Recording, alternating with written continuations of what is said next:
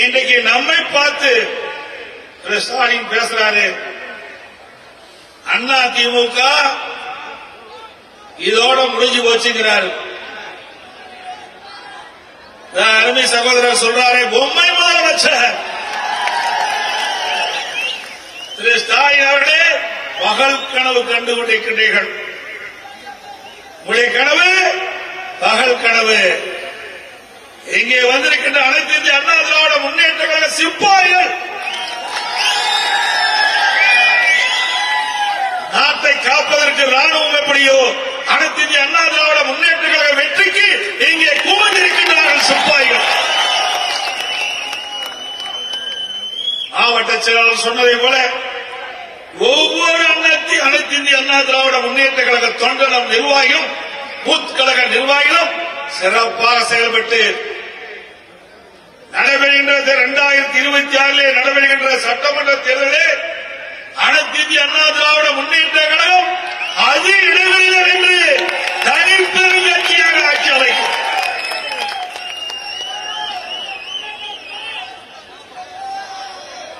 இன்றைய தினம்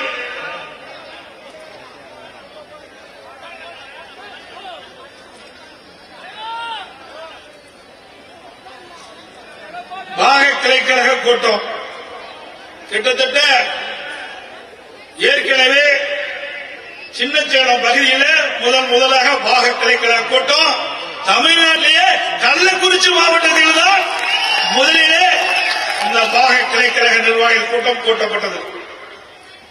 அதற்கு பிறகு இப்பொழுது இந்த உளுந்தூர்பேட்டை நகர பகுதியிலே பிரம்மாண்டமான அரங்கிலே கிட்டத்தட்ட 25,000 பேர் குழுமை இருக்கின்ற கூட்டம்.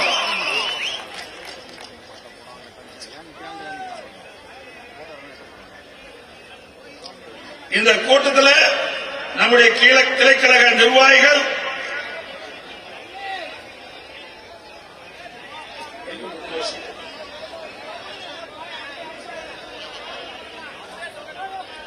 இங்கே பாக கிளைக்கழக நிர்வாகிகள் கூட்டம் மிக சிறப்பாக எழுச்சியாக நடந்து கொண்டிருக்கின்றது. அருமை சகோதரர் மாவட்ட கழக செயலாளர் சொன்னதை போல சுமார் 526 பாக கிளைக்கழக நிர்வாகிகள் இங்கே குழுமி இருக்கின்றீர்கள். அதோடு கிளைக்கழக செயலாளர்கள், வட்டக்கழக செயலாளர்கள், ஒன்றி இருக்கிற நிர்வாகிகள், முன்னாள் உள்ளாட்சி பிரதிகள், முன்னாள் கூட்டுறவு சங்க நிர்வாகிகள், இப்படி என்று ஏராளமான கழக நிர்வாகிகள் இந்த அரங்கிலே நிரம்பி வழிந்து கொண்டிருக்கிறது.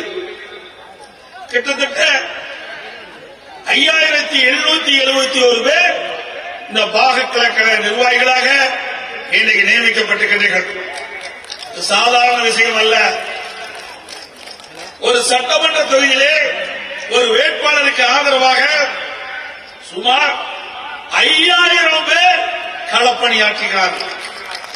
இந்த 5000 பேருடைய உழைப்பால் தான் தலைமை கழகம் அறிவிக்கின்ற வேட்பாளர் வெற்றி பெற முடியும். அப்படி இந்த பாக கிளைக்கழக நிர்வாகிகள் ஒவ்வொருவரும் குறைந்தபட்சம் 25 வாக்குகளை நாம் உங்கள் மூலமாக வேட்பாளருக்கு கிடைக்க வேண்டும். வந்திருக்கின்ற நிர்வாகிகள் ஏதோ பாக கிளைக்கழக நிர்வாகிகள் என்று நினைத்து வேண்டாம். நீங்கள் உருவாக்கப்பட்ட கட்சி இங்கே இருக்கின்றீர்களே, நீங்கள் உருவாக்கப்பட்ட கட்சி, அவர்களும் இதில் ஈடுபடுத்த வேண்டும் என்பதற்காகத்தான் அவர்கள் நியமிக்கப்பட்டோம். இவ்வளவு ஆண்டு காலம் இந்த கட்சியை கட்டி காத்தவர் இங்கே இருக்கின்றீர்கள், மேடையிலே அமர்ந்திருக்கிறார்கள். பொன்மனச்செம்மல் புரட்சித் தலைவர் எம்ஜிஆர் காலத்திலிருந்து, அம்மா காலத்திலிருந்து இன்று வரை இந்த இயக்கத்திற்காக உழைத்துக் கொண்டு அந்த உழைப்பால் இன்றைக்கு அனைத்து இந்திய அண்ணா திராவிட முன்னேற்ற கழகம் தமிழகத்திலே ஒரு மிகப்பெரிய கட்சியாக இன்றைக்கு விலகிக் கொண்டிருக்கிறது. இன்றைக்கு இளைஞர்கள் முக்கியம். ஒரு இயக்கம் வாழையாக தொடர வேண்டும் என்று சொன்னால் அந்த இயக்கத்திற்கு இளைஞர்கள் தேவை. அந்த இளைஞர்கள் நம்முடைய அண்ணன்மார்கள், தம்பிமார்கள், அக்காமார்கள், சகோதரிகள், அவர்களுக்கு பயிற்சி கொடுக்க வேண்டும். தனக்கு பின்னால் இந்த இயக்கம் தொடர வேண்டும். அதற்காகத்தான் வாக கிளைகளிலே நாம் உருவாக்கியிருக்கிறோம். என்னை எடுத்துங்க, நான் 33 வயசுல எம்எல்ஏ ஆனேன்.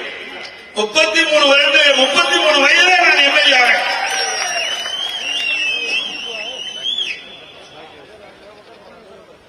சில மூத்த நிர்வாகிகள் சில பேர் கேட்கின்றார், ஏன் நாங்கள்லாம் கட்சியில் இல்லையா? நானும் உங்களோட சேர்ந்தவன் தான். நமக்கு பின்னால் இந்த இயக்கம் தொடர வேண்டும். அம்மா சட்டமன்றத்திலே சொன்னாங்க, அனைத்து இந்திய அண்ணா திராவிட முன்னேற்ற கழகம் 100 ஆண்டுகள் தொடரும் என்று சொன்னார்கள். அப்படி தொடர வேண்டும் என்று சொன்னால் இளைஞர் பட்டாளர்கள் நம்முடைய இயக்கத்திற்கு வலு சேர்க்கின்ற விதமாக இருக்க வேண்டும் என்ற அடிப்படையிலேதான் நாம் இந்த பாக கிளைகளை நாம் உருவாக்கி இருக்கின்றோம். ஆகவே நம்முடைய மூத்த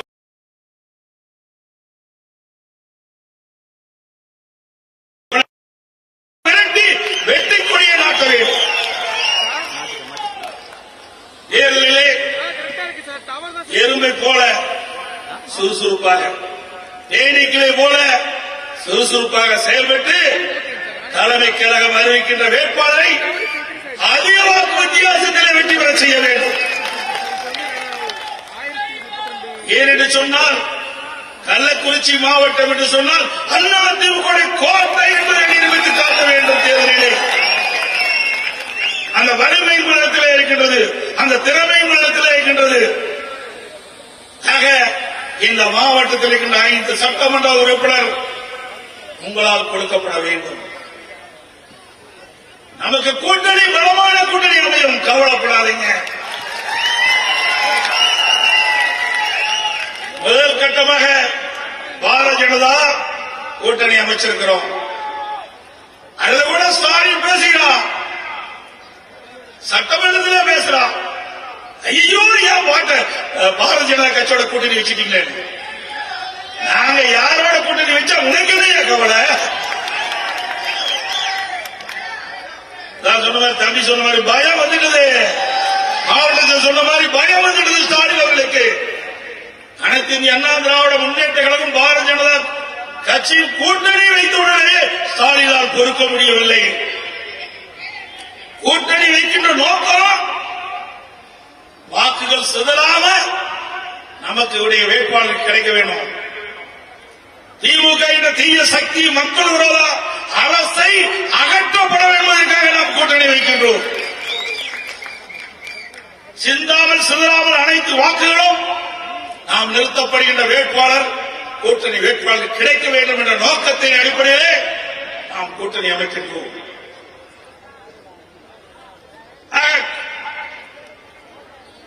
பல பேர் பேசுகின்றார்கள், இன்றைக்கு எதிர்கட்சி வரிசையில் இருக்கின்றவர்கள் பேசுகின்றார்கள். ஆஹா, எடப்பாடி பழனிசாமி பாரதிய ஜனதா கட்சியோட கூட்டணி வச்சுட்டாரு. பாரதிய ஜனதா கட்சி அதிமுக கபடிகளும் செஞ்சு விடுவோம் என்று. அதிமுக ஒன்றுதான் என்ற கட்சி.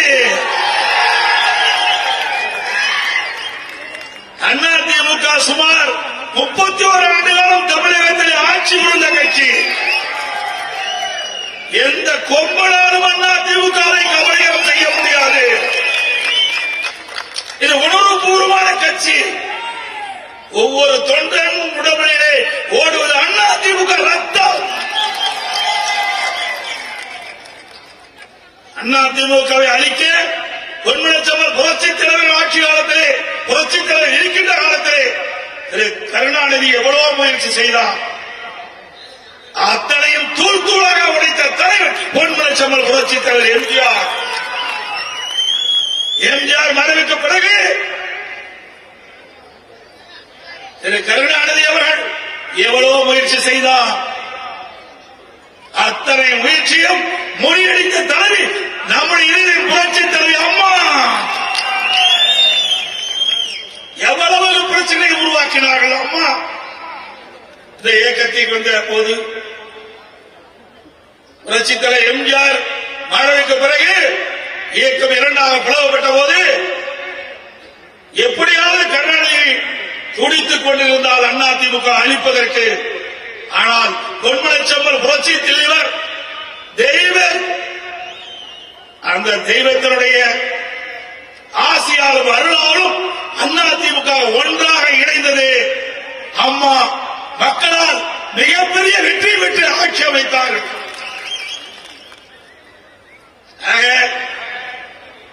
திரு கருணாநிதினாலே முடியல, அதிமுக வீழ்த்த முடியல, உடைக்க முடியல. ஸ்டாலின் அவர்களே, உங்களுடைய கனவு ஒருபோதும் பலிக்காது. இன்னைக்கு அம்மா மறைவுக்கு பிறகு எவ்வளவோ முயற்சி செய்து பார்த்தார் ஸ்டாலின் அவர்கள். அதிமுக உடைக்க சில சந்தர்ப்பவாதிகள் நன்றாக தெரியும், சில துரோகிகள் எட்டப்பர்கள் திமுகவோடு சேர்ந்து அம்மா ஆட்சி கவிழ்க்க நினைத்தார்கள்.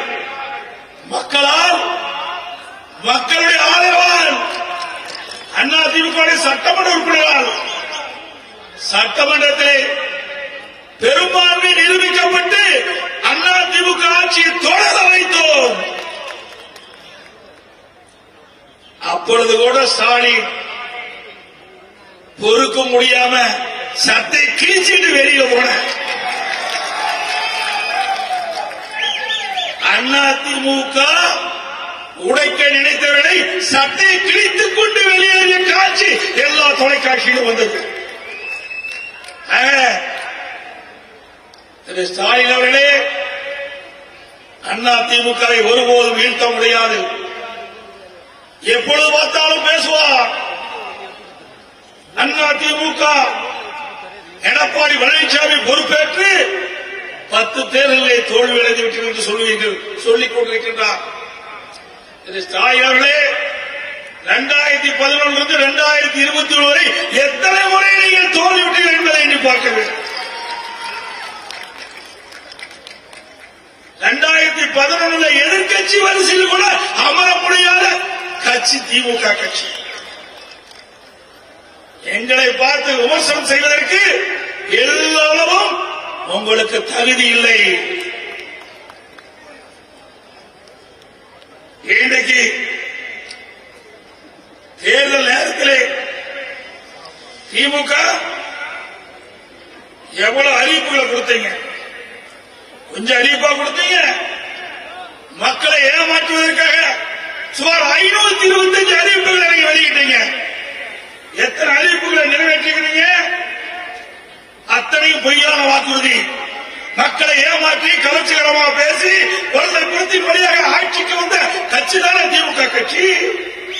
திமுக முதலமைச்சர் திரு ஸ்டாலின் அவர்கள் நேர்மையாக மக்களை சந்தித்து பேசி உண்மையை சொல்லியா நீங்க ஆட்சிக்கு வந்தீங்க? இல்லையே, அத்தனையும் பொய். உங்களுடைய ஆட்சியில முக்கியமான அறிவிப்பு பெட்ரோல் டீசல் குறைச்சாங்களா? குறைச்சாங்களே. பெட்ரோலுக்கு மட்டும் ஒரு 3 ரூபாய் குறைச்சிட்டு விட்டுட்டாங்க. டீசலுக்கு 4 ரூபாய் குறைக்கிறாங்க, குறைக்கவே இல்லை. இது வரைக்கும் குறைச்சிருக்காங்களா? ரேஷன் கடையில 1 கிலோ சர்க்கரைக்கு பதிலாக கூடுதலா 1 கிலோ சர்க்கரை கொடுப்போம் சொன்னாங்க. கூடுதலா 1 கிலோ சர்க்கரை கொடுக்கிறாங்களா? அப்புறம் 100 நாள் வேலை திட்டம் 150 நாளா உயர்த்தும் சொல்றாங்க. நீ 150 நாளா உயர்த்தாட்டி பரவாயில்ல, ஏற்கனவே 100 நாள் வேலை புரிந்த அந்த பெண் ஊழியருடைய அந்த நாளை குறைச்சிட்டீங்க. பல ஊராட்சி கடையில 100 நாள் வேலை திட்டம் இப்ப 50 நாள் வேலை திட்டம் ஆயிட்டு. இப்படி நம்முடைய மகளிரை ஏமாற்றி வாக்குகளை பெற்ற கட்சி திமுக கட்சி. தேர்தலில் உங்களுடைய வாக்குறுதி திமுக ஆட்சிக்கு வந்தா 100 நாள் இருந்து 150 நாளாக உயர்த்தப்படும் சொன்னீங்க. அந்த 100 நாள் வேலை திட்டத்தில் பணிபுரிகின்ற பெண் ஊழியர்களுக்கு ஊதியம் உயர்த்தி வழங்கப்படும் சொன்னீங்க. அதுவும் செய்யல. ஒவ்வொரு மாதமும் கேஸ் சிலிண்டருக்கு 100 ரூபாய் மானியம் கொடுக்கறாங்க. கொடுக்கறாங்களா? சொல்லுங்க, கொடுக்கறாங்களா? ஏமாத்திட்டாங்களா? அப்புறம் நம்முடைய ஏழை மாணவர்கள் கல்வி கற்பதற்காக வங்கியிலே கடன் வாங்கினாங்க. அந்த கடனை ரத்து செய்வோம் என்று தேர்தல் அறிக்கையிலே திமுக குறிப்பிட்டிருந்தது. அந்த கல்வி கடனை ரத்து செஞ்சாங்களா? இல்ல. திமுக ஆட்சிக்கு வந்தவுடன் நீட் தேர்வு ரத்து, முதல் கையெழுத்து நீட் தேர்வு ரத்து பண்ணாங்களா? இல்ல. முதியோர்களுக்கு அவர்கள் வாங்கப்படுகின்ற முதியோர் உதவித்தொகை உயர்த்தி கொடுத்தாங்க, அதுவும் உயர்த்தல. அதோட அரசு ஊழியர்களுக்கு பழைய ஓய்வு திட்டம் கொண்டு வர சொன்னாங்க. அந்த அரசு ஊழியருக்கும் நாமத்தை போட்ட முதலமைச்சர் தான் இன்றைய முதலமைச்சர் ஸ்டாலின். பிறகு நம்முடைய குழந்தைகள் கல்வி கற்க வைக்கிறோம், படிக்க வைக்கிறோம். அவர்கள் பட்டப்படிப்பு படிக்கிறாங்க. படித்த இளைஞர்களுக்கு வேலைவாய்ப்பு தருவோம் என்று சொல்லி அரசாங்கத்தில் இருக்கின்ற 4 லட்சம் காலி பணியிடங்கள் நிரப்புன்னு தேர்தல் அறிக்கையில் சொன்னாங்க. இதுவரைக்கும் 50,000 பேர் தான் நியமிச்சிருக்கிறாங்க. 50,000 பேர் தான் இன்றைக்கு அரசு ஊழியர்களாக உதவிகளாக நியமிக்கப்பட்டிருக்கிறாங்க.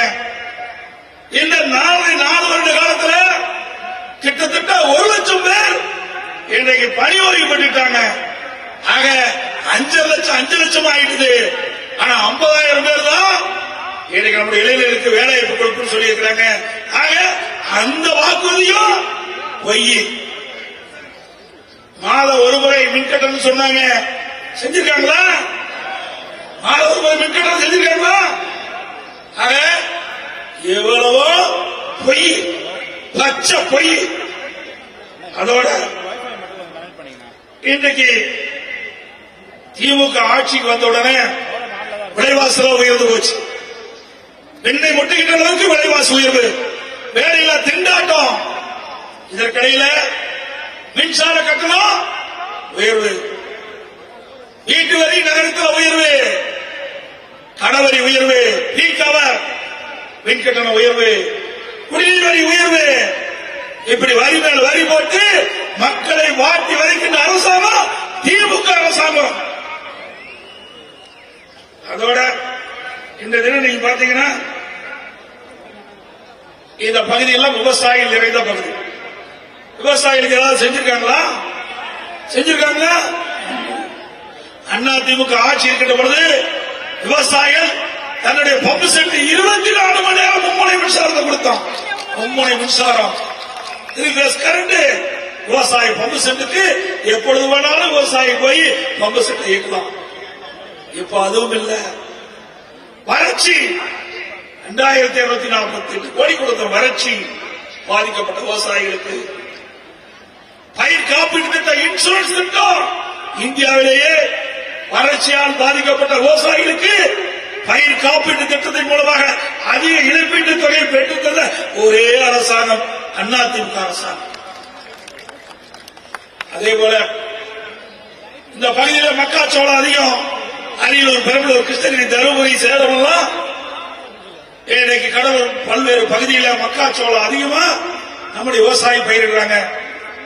நான் ஆட்சியில் இருக்கின்ற பொழுது, முதலமைச்சர் இருக்கின்ற பொழுது அமெரிக்கன் படைப்புல அந்த மக்காச்சோள பயிர்கள்லாம் பாதிக்கப்பட்டு விட்டது. அந்த பாதிக்கப்பட்ட விவசாயிகளுக்கு இழப்பீட்டு தொகையாக 186 கோடி நான் கொடுத்தேன்.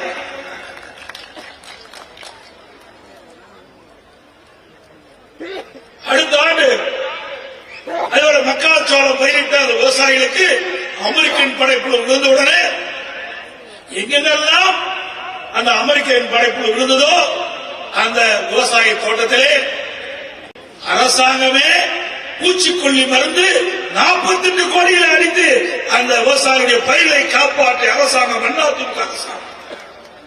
இப்படி ஏதாவது ஒன்னாவது நீ செஞ்சிருக்கிறியா? சொல்லுங்க பார்க்கலாம்.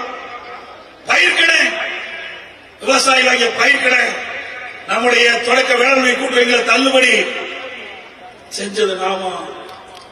திமுக ஒரு அறிக்கை வெளியிட்டாங்க தேர்தல் நேரத்தில். 5 சவரனுக்கு குறைவாக நகை வைத்தீர்கள், தொடக்க வேளாண்மை கூட்டுறவு வங்கியில் கூட்டுறவு அமைப்பிலே அடமானம் வைத்து அந்த தங்கள் அந்த நகையை வைத்து பணத்தை பெற்றுக் கொள்ளலாம் என்று நம்முடைய மகளிரும் பார்த்தாங்க. ஆகா, திரு ஸ்டாலின் முதலமைச்சராக வந்தா 5 பவுன் கொண்டு போய் வச்சா நமக்கு பணம் கிடைக்கும் அப்படின்னு எண்ணிட்டு போய் 10 பவுன் 2ஆ வெட்டி 3ஆ வெட்டி 3 பேருக்கு மேல கொண்டு போய் சொசைட்டில வச்சாங்க. திரு ஸ்டாலின் ஆட்சிக்கு வந்தார். எவ்வளவு பேர் கணக்கு போட்டாங்க? 48 லட்சம் பேர் இந்த 5 சவரனுக்கு குறைவாக தொடக்க வேளாண்மை கூட்டு வங்கியிலே அவர்களுடைய நகையை வச்சு பணத்தை எதிர்பார்த்துட்டு இருந்தாங்க. உடனே ஸ்டாலின் என்ன சொன்னார்? சட்டமன்றத்தில் அவருடைய அமைச்சர், அந்த துறையுடைய அமைச்சர், தகுதியானவருக்கு தான் கொடுப்போம் சொல்லிட்டார். எப்படி மக்களை ஏமாத்துறாங்க பாரு, எப்படி நம்ம சகோதரிகளை ஏமாத்திருக்காங்க பாருங்க. பாவம் ஒன்னா இருந்த சைனை 3ஆ வெட்டி கொண்டு வச்சு அவனுக்கு தகுதியானவருக்கு தான் கொடுப்போம் சொல்லி முதலே அறிவிச்சிருந்தா நம்முடைய தாய்மார்களும் நம்முடைய சகோதரிகளும் அந்த நகை கொண்டு போய் தொடக்க வேளாண்மை கூட்டுறவுல வச்சிருக்க மாட்டாங்க. 48 லட்சம் பேர் வச்சு 35 லட்சம் பேருக்கு தான் அந்த பணம் கிடைச்சது. நகை வைத்தவர்களுக்கு பணம் கிடைத்தது. அது எப்படி 5 சவரன் வச்சவங்களுக்கு கிடைக்கல, 2 பவுன் 3 பவுன் 1/2 பவுன் இப்படி வச்சவங்களுக்கு தான் அந்த உதவி கிடைச்சது. மீதி எவ்வளவு? 13 லட்சம் பேர் சொசைட்டில நோட்டீஸ் விட்டுட்டாங்க. உங்களுக்கு எல்லாம் கடன் தள்ளுபடியில வாங்கிய பணத்தை வட்டியுடன் கொடுக்க வேண்டும் என்று சொல்லிட்டான். அந்த குறிப்பிட்ட காலத்தில் வட்டியுடன் கொடுக்கலாம் அபராத வெட்டி போட்டுட்டான். நகையே மொழியில் போச்சு. ஆக திரு ஸ்டாலினையும் உதயநிதியை நம்பி கூட்டுறவு சங்கத்தில் தாங்கள் அணிந்திருந்த நகையை வைத்து நகை இழந்ததுதான் மிச்சம் திமுக ஆட்சியில. அப்படி மக்களை ஏமாற்றுகின்றவர்கள், மகளிரை ஏமாற்றுகின்றவர்கள், பெண்களை ஏமாற்றுகின்ற ஆட்சியின்ற ஆட்சியாளர் தான் இன்றைய ஆட்சியாளர்கள் என்பதை நாம் எண்ணி பார்க்க வேண்டும். அதோட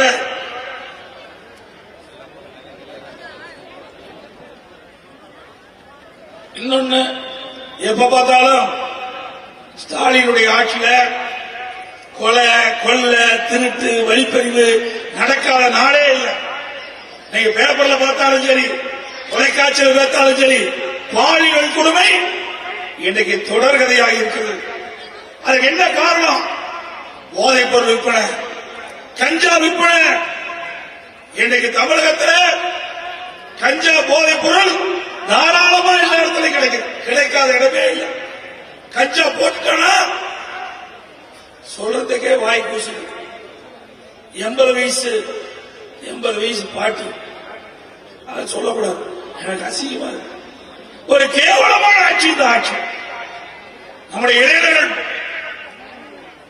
அந்த கஞ்சாவுக்கு அடிமையாகி, போதைக்கு அடிமையாகி என்ன செய்வது என்றே தெரியாமல் தவறு செய்து கொண்டிருக்கின்ற காட்சி இந்த ஆட்சியை பார்க்க முடியும். அதை கட்டுப்படுத்த இந்த ஆட்சியால் முடியவில்லை. இங்கே சொன்னாங்களே பொம்மை முதலமைச்சர் ஆகும் போது இதை எப்படி கட்டுப்படுத்த முடியும்? முடியாது. ஆகையால் மக்களோட ஆட்சி இன்றைக்கு தமிழகத்திலே நடைபெற்றுக் கொண்டிருக்கிறது. அதோடு எங்க பார்த்தாலும் லஞ்சம் இல்லாத இடமே கிடையாது. பத்திரப்பதிவுக்கு போனீங்கன்னா முதல் பணம் இருக்குதான்னு தான் கேட்கிறான். நம்ம சொத்தை விற்க போனாலும் சரி, வாங்க போனாலும் சரி, முதலுக்கு கப்ப கட்ட வேண்டியது அந்த பத்திரப்பதிவு ஆபீஸ். அங்கதான் பார்த்தா எல்லா அலுவலகத்திலும் லஞ்சம் தாண்டவமாடு. லஞ்சம் இல்லாத இடமே கிடையாது. Commission, correction, correction. இந்த ஆட்சியில் அதுதான் பார்க்க முடியும். என்னங்க? Commission, correction, corruption. இதுதான் இந்த ஆட்சியில பார்க்க முடியுது. திமுகவுடைய 4 ஆண்டு கால சாதனை இந்த கமிஷன், கரெக்ஷன், கரப்ஷன். இதுதான் திமுகவுடைய 4 ஆண்டு கால மிகப்பெரிய சாதனை. இன்றைக்கு 2 வருடத்திற்கு முன்பு, 2 வருஷத்துக்கு முன்பு நிதியமைச்சர் திரு பழனிவேல் தியாகராஜன் என்பவர் ஒரு ஆடியோல ஒரு கருத்து தெரிவிச்சார். வலைதளங்கள் பூரா வந்தது, நீங்க எல்லாம் பார்த்திருப்பீங்க. என்ன சொன்னார்? அருமையா சொல்றாரு. என்னோட உங்களுக்கு அதிகமா தெரிஞ்சிருக்குது. இன்றைக்கு அந்த ஆடியோல வந்த கருத்து நாம சொல்லல, ஆடியோல வந்த கருத்து திரு சபை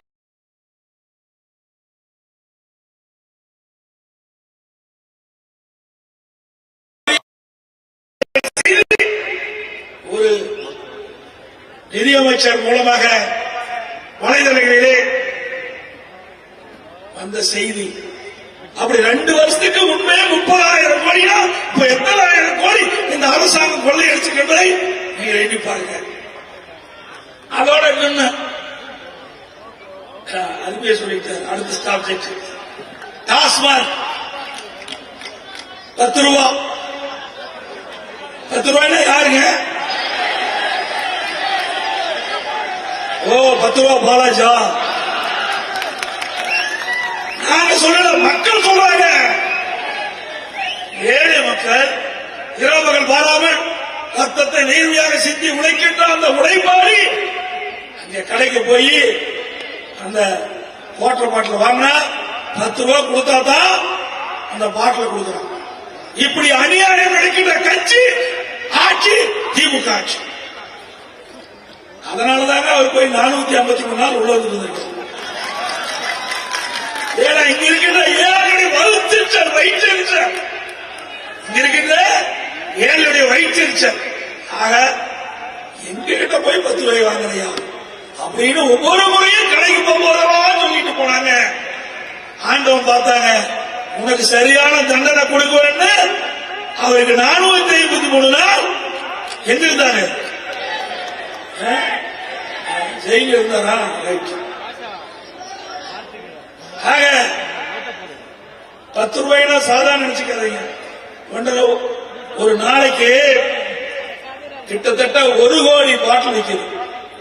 1 கோடி பாட்டில்னா எவ்வளவு ஆச்சு? 10 கோடி ஆச்சு. மாசம் 300 கோடி, வருஷம் 3600 கோடி. இந்த ஏழைகளை உறிஞ்சவர் சாச்சா அவர்தான். தம்பி சொல்றாரு. ஆக ஏழைகளை விட்டு வைக்கவில்லை, ஏழைகளுடைய ரத்தத்தை உறிஞ்சிய அமைச்சர்கள் திமுக அமைச்சர்கள். அப்படி ஊழல் நிறைந்த அரசாங்கம் திமுக அரசாங்கம். அதோட எப்ப பார்த்தாலும் ஸ்டாலின் பேசுறார். அண்ணா திமுக ஆட்சியில ஒண்ணுமே செய்யலையா? ஏங்க நம்ம ஒண்ணுமே செய்யல. எண்ணி பாருங்க. இங்க இந்த கள்ளக்குறிச்சி மாவட்டம் அறிவு சகோதரர் குமரகுரு அவர்கள் நான் முதலமைச்சர் இருக்கும் போது அடிக்கடி வந்து சொல்வார், அண்ணா கள்ளக்குறிச்சியை தலைநகராக கொண்டு ஒரு மாவட்டத்தை பிரிச்சு கொடுங்க.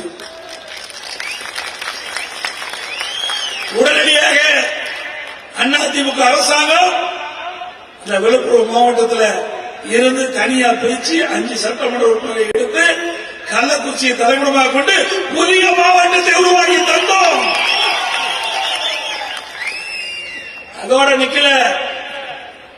அதுக்கு பிறகு மாவட்டம் உதயமானவுடன் மாவட்டத்திலே மருத்துவ கல்வியோட மருத்துவமனை வேண்டாங்க, அதையும் நாங்கள் கொடுத்தோம்.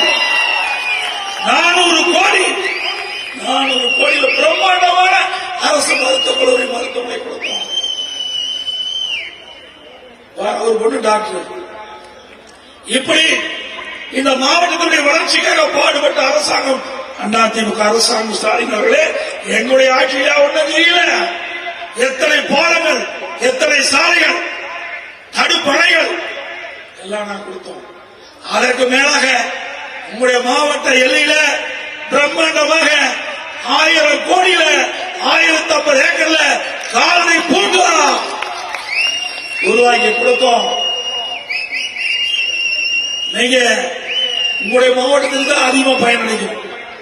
ஏன்னா சேலம் மாவட்டத்தில் எடப்பாடிக்கு 136 கிலோமீட்டர். ஆக பிரம்மாண்டமான கால்நடை பூங்கா மாவட்டத்தினுடைய எல்லையில் இருக்குது. இவ்வளவு பெரிய கால்நடை பூங்காவை கட்டி கொடுத்தோம். இதுவரைக்கும் முழுமையா திறக்காத அரசாங்கம் ஸ்டாலின் மாடல் அரசாங்கம்.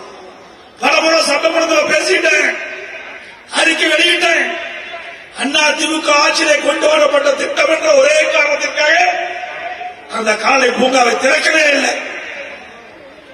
அந்த விவசாயிகளுக்கு ஒரு மிகப்பெரிய வரப்பிரசாதம். அந்த கால்நடை பூங்காவிலே கால்நடை ஆராய்ச்சி நிலையம். நான் வெளிநாடு போயிருந்த போது, அமெரிக்கா சென்ற போது பஃபலோ அங்க அந்த கால்நடைகளை போய் பார்த்தோம். பஃபலோ பால் பண்ணையில போய் அங்க இருக்கின்ற பசுகள் பார்த்தோம். ஒரு பசு ஒரு நாளைக்கு 65 லிட்டர் பால் கொடுக்குது. அதே மாதிரி நம்முடைய மாவட்டத்தில், நம்முடைய தமிழ்நாட்டில் தலைவாசல் கெங்கவெளி சட்டமன்ற தொகுதியில நம்முடைய கள்ளக்குறிச்சி மாவட்டத்தின் எல்லையில ஒரு மிகப்பெரிய கால்நடை பூங்காவை உருவாக்க வேண்டும் என்று உருவாக்கி முதல் கட்டமாக நான் திறந்தேன். அந்த கால்நடை மருத்துவக் கல்லூரியை திறந்தேன்.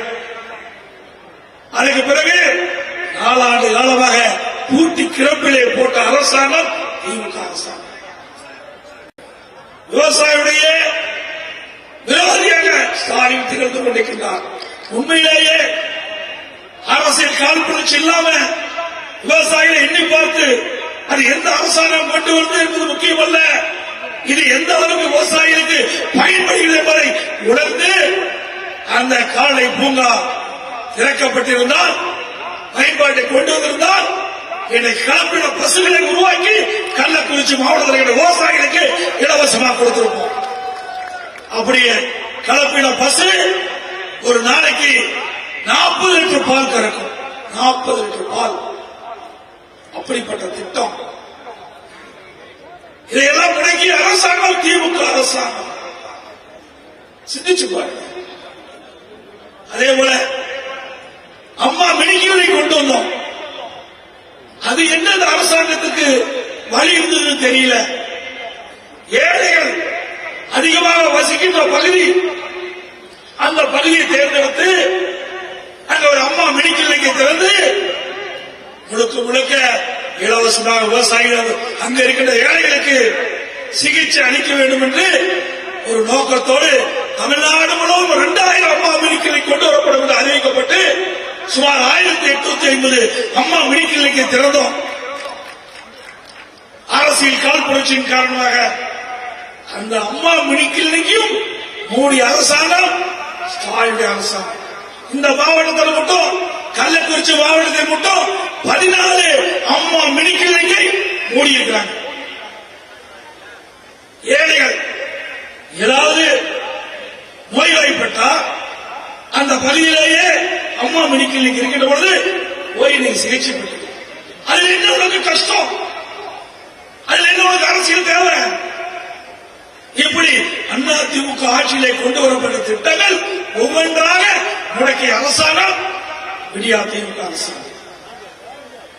அதோட மருத்துவமனையில முழுமையா மருத்துவர் இல்ல, செவிலியர் இல்ல, மருத்துவ உதவியாளர் இல்ல. இப்படி அவ்வளவு நிலம் தமிழகத்திலே விழுந்தது. மருந்து இல்ல அரசு மருத்துவமனையில, மாத்திரை இல்ல. அதிமுக ஆட்சி இருக்கின்ற பொழுது அம்மா முதலமைச்சர் இருந்த பொழுதும் சரி, நான் முதலமைச்சர் இருந்த பொழுதும் சரி, தமிழ்நாட்டில் ஒட்டுமொத்தமாக அந்த மருந்துகளை எல்லாம் கொள்முதல் செய்யப்பட்டு ஒவ்வொரு அரசு மருத்துவமனைக்கும் 3 மாதத்திற்கு தேவையான மருந்து, மாத்திரை, ஊசிகள் வழங்கப்பட்டது அரசாங்கம். நம்முடைய அரசாங்கத்தில் ஏழை மக்கள் தான் நம்முடைய அரசு மருத்துவமனைக்கு போறாங்க. அப்படி ஏழை மக்கள் நோய்வாய்ப்பட்டு போகின்ற பொழுது அவனுக்கு தேவையான சிகிச்சை அளிக்கின்ற பொழுது அவளுக்கு மாத்திரை, மருந்து, ஊசி எதுவுமே இல்லாத ஒரு அவல நிலை ஆட்சியை சிந்திச்சு பாருங்க. எவ்வளவு மோசம். அதோட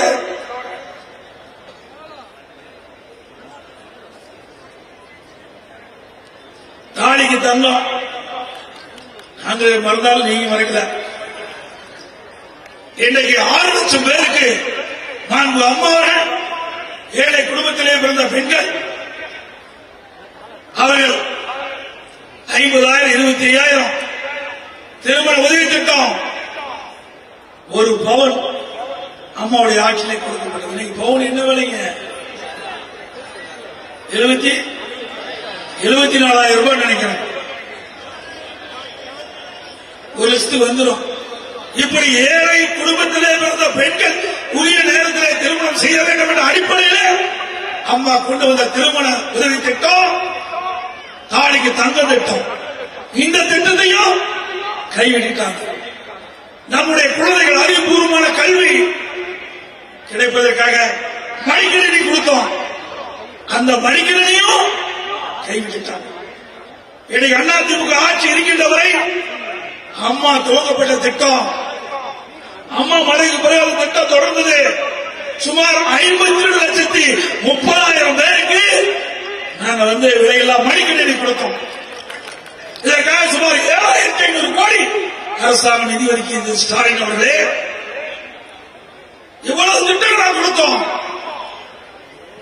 அதே போல கிராமத்தில் இருக்கின்ற ஏழை பெண்கள் சுயமாக அவர்கள் பொருளாதாரம் ஈட்ட என்பதற்காக விலையில ஆடுகள் கொடுத்தோம், கறவை மாடுகள் கொடுத்தோம்.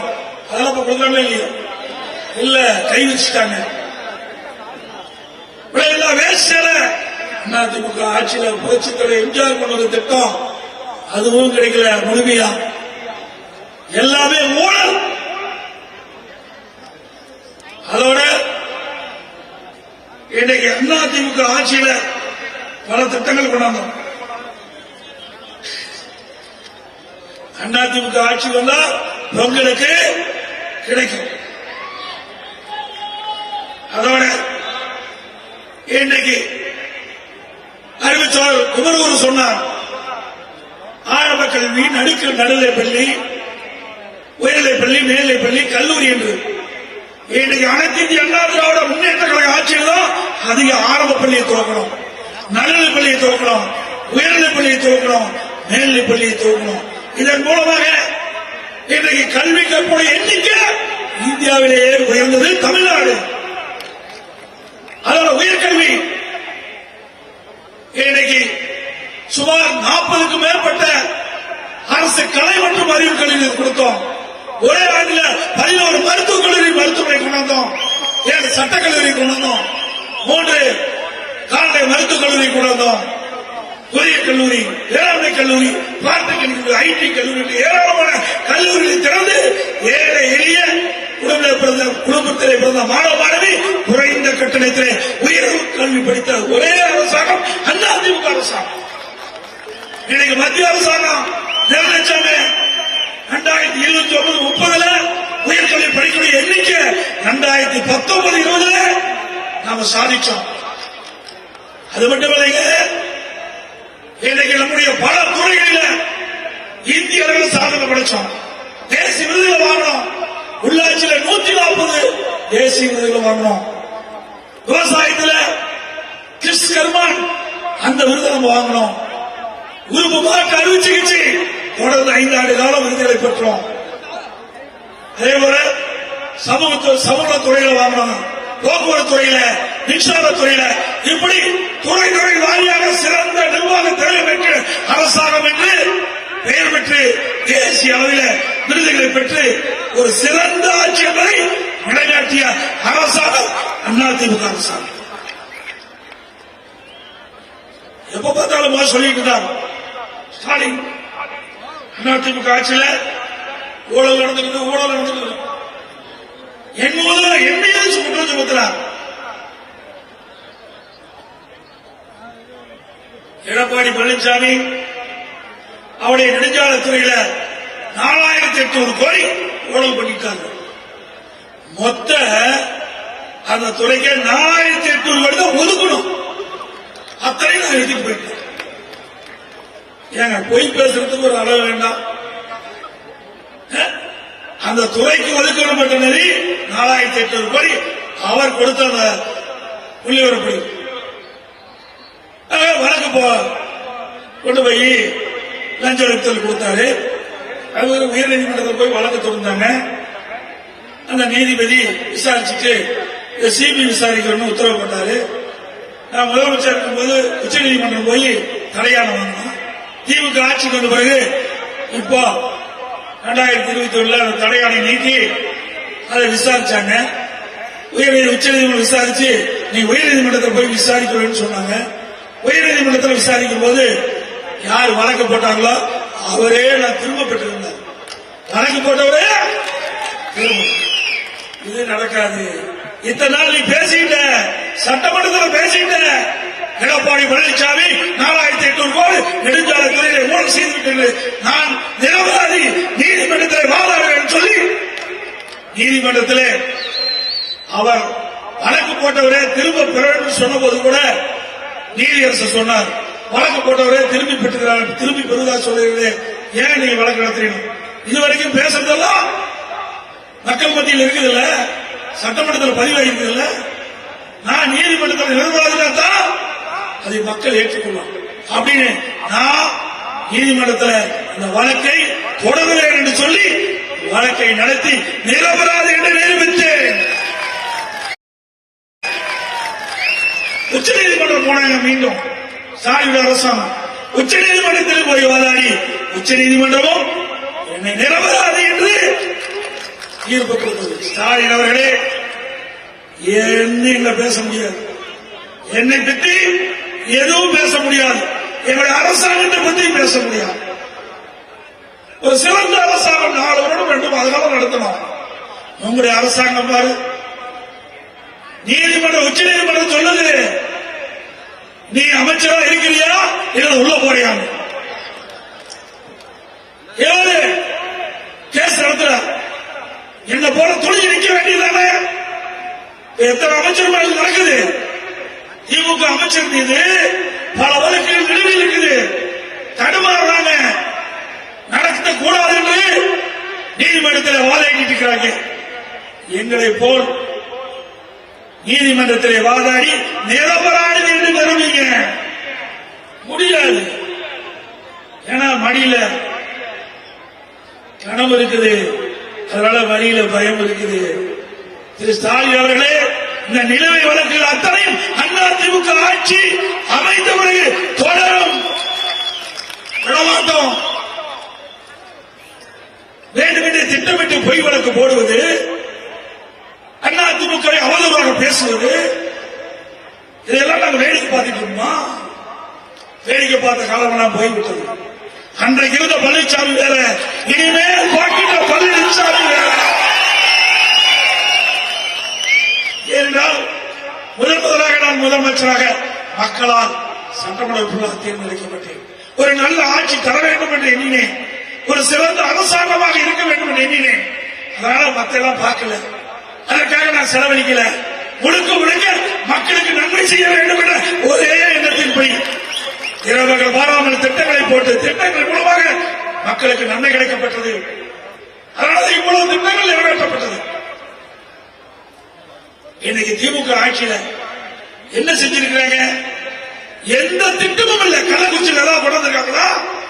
4 ஆண்டு காலத்தில் ஏதாவது ஒரு பெரிய திட்டத்தை கொண்டு வந்திருக்காங்களா? எதுவுமே இல்ல. இங்க மட்டும் இல்ல, தமிழ்நாட்டில் எந்த மாவட்டத்திலும் இல்ல. ஒன்னே மட்டும் செய்வார், அங்கங்க ஒரு நூலகத்தை கட்டுறார், அவர் அப்பா பெயர் வைக்கிறார். அங்கங்க நம்முடைய வரிப்படத்துல நூலகத்தை கட்டி அவர் அப்பா பெயரை வச்சுட்டு போறார். அதோட அவரோட வேலை முடிஞ்சு போச்சு. அப்புறம் தினம் ஒரு திட்டத்தை அறிவிக்கிறது, தினம் ஒரு திட்டத்தை அறிவிக்கிறது.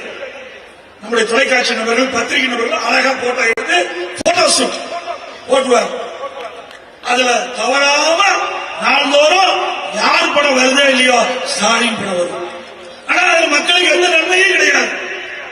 அதோட ஒரு திட்டத்தை அறிவிப்பார், ஒரு குழு போடுவார், ஒரு திட்டத்தை அறிவிச்சு ஒரு குழு போடுவார்.